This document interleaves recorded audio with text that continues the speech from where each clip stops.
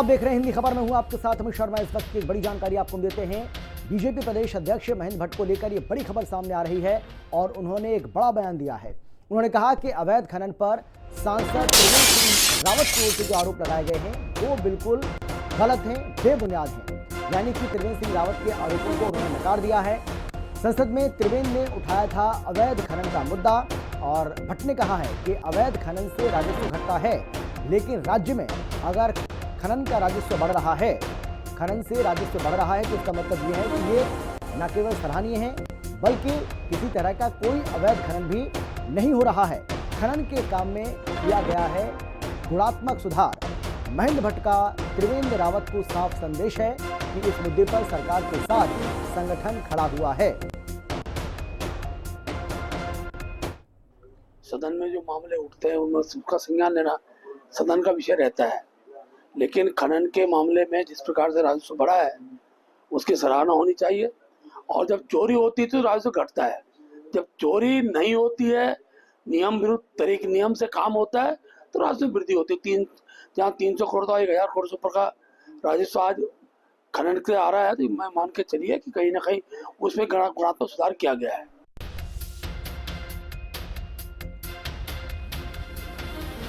तो आपको याद होगा कि त्रिवेंद्र सिंह रावत ने किस तरीके से सदन के अंदर, संसद के अंदर एक बार नहीं बल्कि दो बार अवैध खनन का मुद्दा उठाया है और उन्होंने कहा कि राज्य के 3 से 4 जिले ऐसे हैं जहां पर अवैध खनन हो रहा है और इसकी वजह से न केवल पर्यावरण को नुकसान पहुंच रहा है बल्कि इसके साथ ही उन्होंने कहा कि राजस्व का नुकसान भी इससे हो रहा है और सरकार को इस पर ध्यान देना चाहिए। स्थानीय जो प्रशासन है वो भी आंखें मूंदे बैठा है, इस पर कोई ध्यान नहीं दे रहा है। लेकिन अब महेंद्र भट्ट ने इन सभी आरोपों को नकार दिया है। हमारे साथ हमारे संवाददाता अशोक कुमार जुड़ गए हैं देहरादून से इस खबर पर ज्यादा जानकारी और बातचीत के लिए।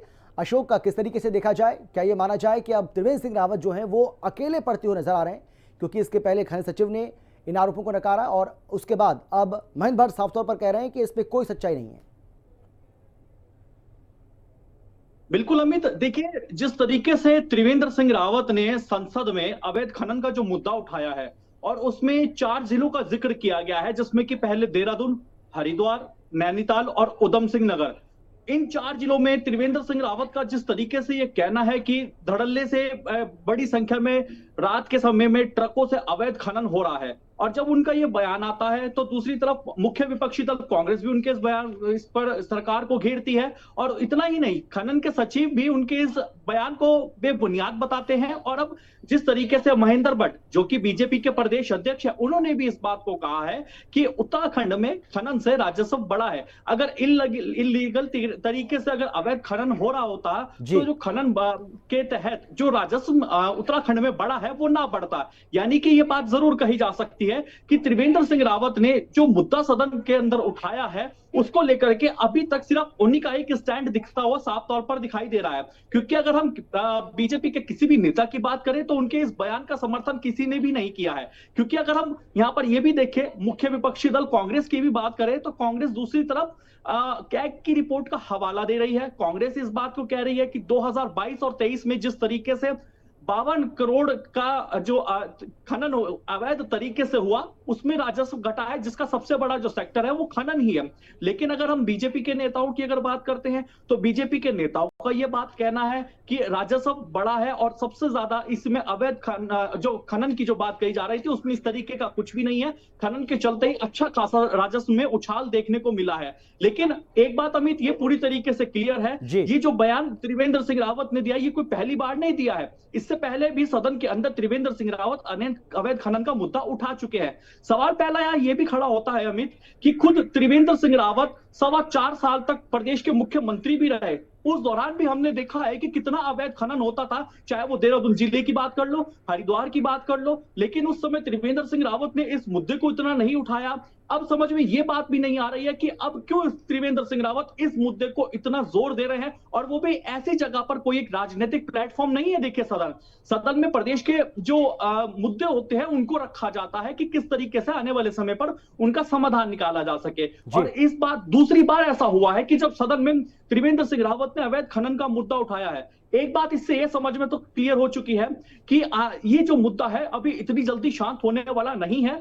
पक्ष विपक्ष के बीच बयानबाजी तो साफ तौर पर देखने को मिल ही रही है, लेकिन दूसरी तरफ त्रिवेंद्र सिंह रावत को अपनी ही पार्टी के नेताओं से किसी भी तरीके का कोई समर्थन अपने इस बयान को लेते हुए मिलता हुआ नहीं दिखाई दे रहा है। जी बिल्कुल। और महेंद्र भट्ट का ये कहना कि संगठन जो है वो सरकार के साथ मजबूती के साथ खड़ा है, इसके क्या मानिए?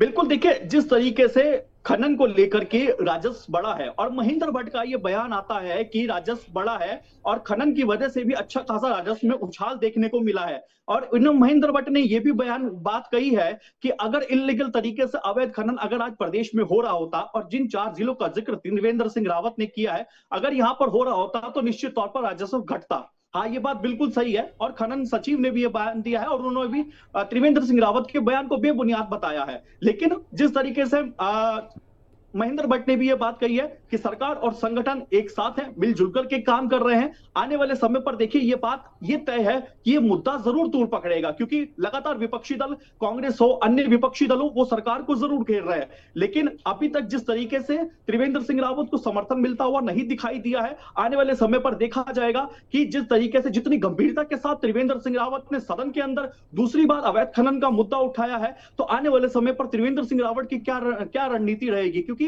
ऐसे में कहीं ना कहीं जिस तरीके से त्रिवेंद्र सिंह रावत अपनी सरकार पर सवाल खड़े कर रही है, तो निश्चित तौर पर यह जरूर कहा जा सकता है कि अवैध खनन को लेकर के सरकार की मुश्किलें आसान होने वाली नहीं है।